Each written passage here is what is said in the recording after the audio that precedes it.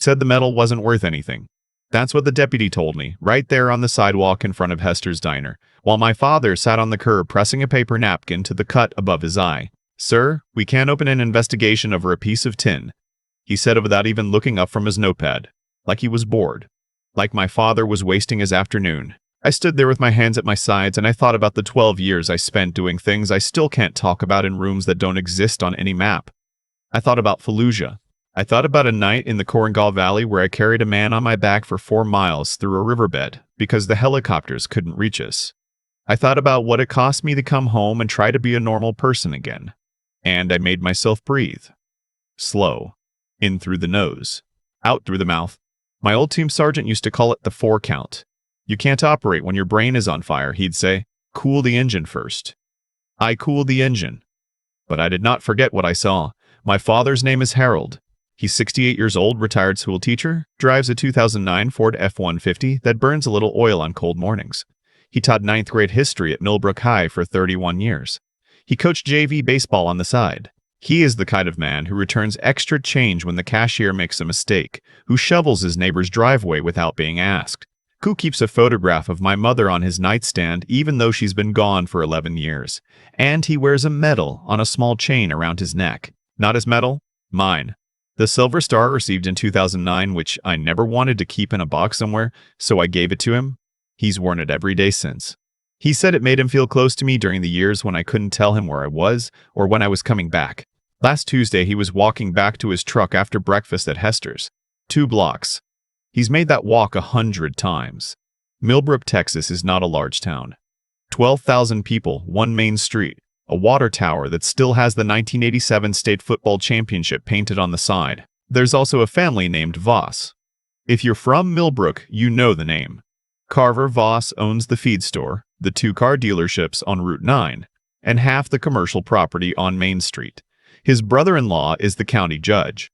His college roommate is the sheriff. Carver himself serves on the city council, the school board, and the board of the First Community Bank of Millbrook, which holds the mortgage on approximately 40% of the homes in the county. He sponsors the Little League. He sponsors the 4th of July fireworks. His name is on the new wing of the public library. His son is 23 years old, and his name is Wade. Wade has never worked a day at the feed store. Wade drives a blacked-out Ram 1500 with aftermarket wheels that cost more than my father's truck is worth. Wade and 2 of his friends, I'll call them the other 2 because they don't deserve names, had been drinking since 9 in the morning. Which I know because the bartender at the Millbrook Tap told me later, off the record, that they'd gone through most of a bottle of Patron before the bar even officially opened. The Millbrook Tap opens early for Voss family friends. Most things in this county do. They came around the corner of Hester's while my father was unlocking his truck. Wade saw the medal first. "Hey, old man." That was how he started it. "Hey, old man, what's that around your neck?" My father told me he smiled. He said he figured it was a young kid being curious, maybe a little loud, and he said, "My son's Silver Star," the way he always says it, with this quiet pride that I find embarrassing and also can't help loving. "Silver Star," Wade said. And then he laughed. He turned to the other 2 and said, "You hear this? He thinks that's worth something." My father started to walk away. Wade's hand came out and grabbed the chain. "I need you to understand what that medal represents, because I'm not sure I've ever said it plainly. On October 14, 2009, a vehicle in our convoy hit an IED on a road outside Kunar province. 3 men were thrown from the vehicle. 2 of them were dead before I reached them. The 3rd was alive and on fire. I pulled him out. I carried him. I ran through direct fire for approximately 40 meters, which doesn't sound like a lot until someone is shooting at you and you have a man over your shoulders, and the ground is rocky, and your left knee is already torn up from a week before. The man I carried was named Corporal Luis Ferreira. He's alive today. He teaches middle school in Albuquerque. He has 2 daughters. That's what the medal is. That's what Wade Voss yanked off my father's neck and held up in the air while his friends laughed. "Piece of junk," he said. And then, because he is his father's son and has never once been told no by anyone in this county, he threw it. He just threw it. Into the storm drain on the corner of Main and Callaway. My father tried to grab his arm. That's when Wade shoved him, and my father, who was 68 and not a large man, went down hard against the bumper of his truck and cut his eye open on the side mirror.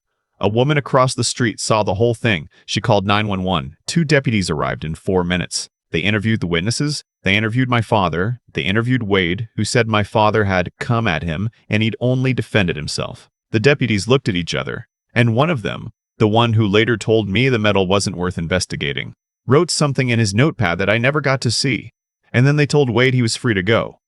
My father called me from the parking lot. I was in Abilene, 2 hours away, doing some consulting work for a logistics firm that I won't bother describing. I heard his voice and I knew something was wrong immediately. My father is not a man who calls in the middle of a workday.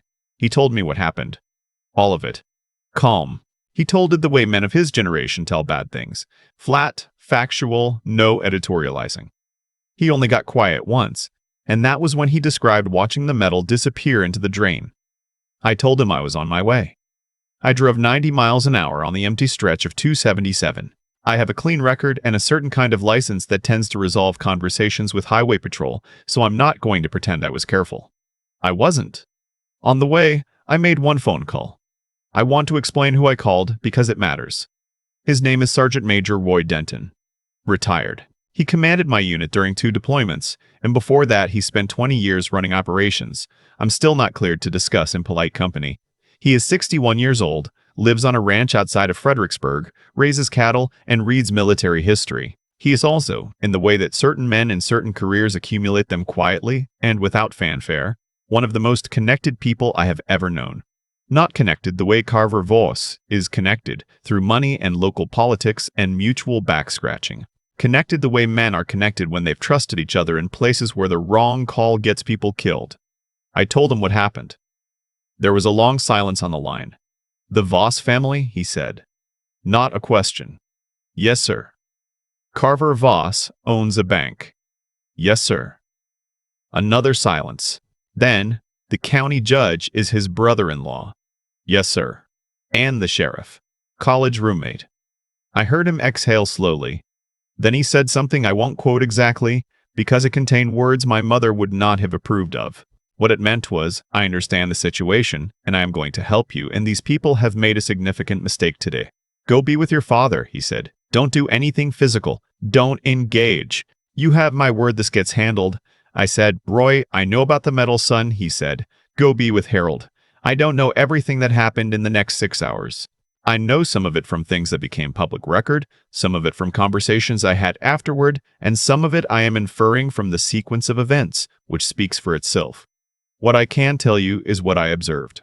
I arrived in Millbrook at 2:40 in the afternoon. I took my father to the urgent care clinic on Route 9, where PA named, well, she was kind, and she put 3 stitches above his eye and gave him a Sprite from the break room, and talked to him about the Dallas Cowboys for 20 minutes, while I sat in the waiting area trying to keep the 4 count going.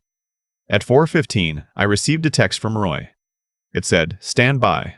At 5:30, I drove past the Voss family feed store on the way back from dropping my father at his house. There were 2 vehicles in the parking lot that had not been there before. One was a dark blue SUV with government plates. The other was a white sedan with no plates at all. At 6:10, my phone rang. It was a number I didn't recognize. The man on the other end identified himself and his agency, and I will tell you that it was not local law enforcement, and it was not the Texas Rangers, and it was not the FBI. And beyond that, I'm going to stop because I was told specifically not to discuss the agency. He asked me to confirm certain facts about the incident. Date, time, location, description of the individuals involved. I confirmed them. He asked me to describe the storm drain. I described it. Corner of Main and Callaway.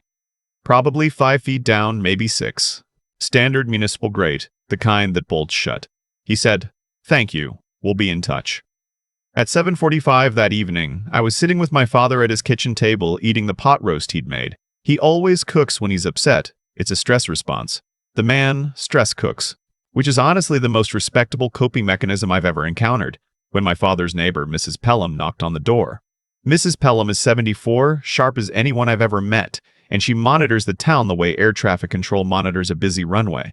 She told us that the First Community Bank of Millbrook had experienced what was being described as a critical systems failure.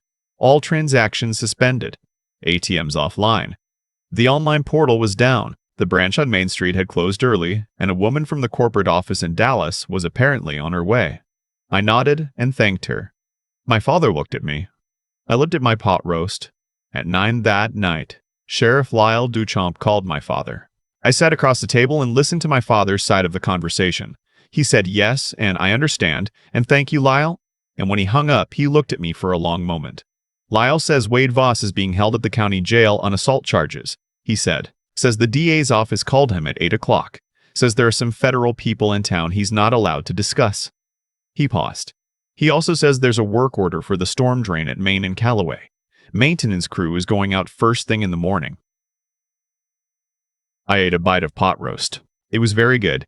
My father makes a pot roast with carrots and a little bit of rosemary that I've been requesting since I was 7 years old.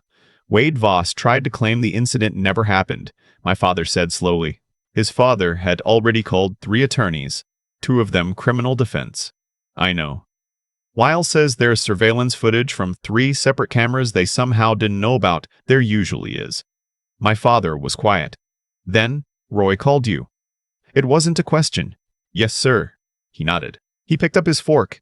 Then he put it back down and looked at the wall where he keeps a photograph of my mother, taken on their first anniversary, 1981, in front of the Grand Canyon. He looked at it for a while. Your mother would have said to let the courts handle it, he said. I know. She would have said some things aren't worth the energy of hating. She would have been right. But she also would have driven 90 miles an hour to get here. Yes, sir. She absolutely would have. He laughed. It was a small laugh, but it was real. First one I'd heard from him since I arrived. The maintenance crew found the metal at 7:20 the following morning, 14 inches down in the storm drain sediment. Chain still intact. The sergeant who pulled it out was a veteran himself, Marine Corps 2 tours in Iraq, and he drove it directly to my father's house in his personal vehicle before his shift officially started. He handed it to my father on the porch and he said, "Sir, I'm sorry this happened in my town." My father shook his hand for a long time without saying anything. I watched from the driveway and I thought about the 4 count, about cooling the engine, about all the years I spent learning to suppress the part of me that wants to break things when the world is unjust. I thought about how sometimes suppressing that part and making one phone call gets you further than anything else. Wade Voss was charged with assault causing bodily injury. Because the victim was a senior citizen, the charge carries an enhanced penalty under Texas law. His 2 friends were charged as well for failure to render aid. The DA's office in Austin, not the county DA, the state office, sent a prosecutor to handle the case personally, which is unusual for a small-town assault charge, and which Carver Voss's 3 attorneys were apparently unprepared for. Carver Voss himself had a harder week. The bank system's failure turned out to be more extensive than initially reported. A forensic audit was triggered. I don't know what they found, and it's not my place to speculate in a public forum, but I will say that by the end of the month, Carver had resigned from the city council, the school board, and the First Community Bank board of directors. The new wing of the public library still has his name on it. I imagine someone will get around to that eventually. The county judge recused himself from any proceedings related to the Voss family 2 days after the bank audit was announced. He cited a conflict of interest. He did not return for the next scheduled court session, and there was a brief item in the Millbrook Gazette about him taking an extended leave of absence. Sheriff Duchamp, to his credit, did his job. I want to say that plainly. He could have made things difficult. He didn't. Whether that was because of who was in town or because he decided, finally, that his friendship with Carver Voss wasn't worth his badge, I can't tell you. Maybe both. Men in positions like his make those calculations every day, and I've learned not to judge them too harshly when they finally come down on the right side. I stayed in Millbrook for 5 days. On the 4th morning, I drove my father to Hester's for breakfast. We sat in the same booth he always sits in, the one by the window that looks out on Main Street. He ordered the eggs over easy, with wheat toast and a side of sausage. I ordered the same thing because I always order what my father orders when we eat together. It's a habit I don't remember starting. He wore the medal. The chain was a little bent from where it had been in the drain. We talked about getting it repaired, and he'd said no. Gives it character, he said. We ate our breakfast and didn't talk much. That's another thing I got from him. The comfort of quiet. A lot of the men I served with couldn't do quiet. They needed noise the way some people need light. My father taught me that quiet is not the same as empty, that sometimes the thing you most need to say is already understood. When we walked back to his truck, he stopped at the corner of Main and Callaway. He looked at the storm drain. Then he looked up at the sky. Clear Texas blue, the kind you only get in October, and he took a long breath and let it out slow. "I think your mother would have liked today," he said. "I think so too. She liked breakfast. She liked breakfast more than almost anything." He put his hand on my shoulder for a moment. Then we walked to the truck. "I'm back in Abilene now. People ask me sometimes. Veterans mostly. Men who've been through something and come home and don't quite know what to do with themselves. They ask me what I did with everything I was trained to do. All that capacity. All those skills that don't really have a civilian equivalent. I usually say I'm in logistics consulting, which is true, and I leave it at that. But there are moments like that morning in Millbrook, standing in the parking lot behind Hester's Diner while a deputy told me a silver star wasn't worth investigating, when I understand exactly what I did with all of it. I made it quiet. I kept it in reserve. I used it the only way that made my father proud and my mother's memory intact, and didn't require me to become something I'd spent years trying not to be. One phone call. The right voice on the other end. And the patience to let it work. That's the job. That's always been the job. Not the louder version people imagine when they think about men like me. Not the version Wade Voss was counting on when he threw that medal down a drain and walked away laughing. He was counting on my father being alone. He didn't know my father was never alone. Neither am I. I've thought a lot about what Wade Voss was actually counting on that morning. He wasn't just counting on my father being old and alone. He was counting on a specific version of how power works, the version where the man with the most money and the most friends in the right offices always wins by default. He grew up watching that version operate perfectly. His father called, things disappeared. His father donated, doors opened. Nobody ever pushed back because nobody thought pushing back was an option. That's not arrogance exactly. It's something quieter and more dangerous than arrogance. It's the complete absence of the idea that consequences exist for people like him. And that absence, I've learned, is always the thing that undoes men like Wade Voss eventually, not because the universe is watching, not because justice is some guaranteed force in nature, but because the complete inability to imagine consequences makes you careless. And careless men make mistakes that careful men can use. Harold, my father, never stopped being careful. 31 years in a classroom, he dealt with difficult people the same way every time. He documented. He stayed calm. He stayed in the room. He didn't escalate. He called me when it was over, not while it was happening, because he knew that me arriving while he was still angry would have made things worse. That is a kind of intelligence that I, with all my training, genuinely had to learn from him. The discipline of not reacting, the understanding that your response is the only variable you actually control. Roy Denton is the same way.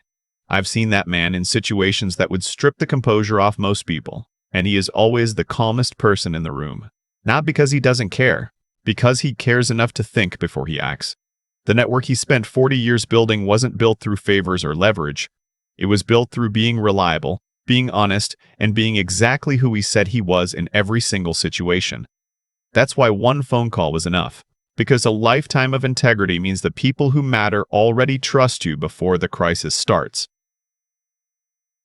Wade Voss is 23, and he will spend years untangling what happened to his family in 1 week. That's not revenge.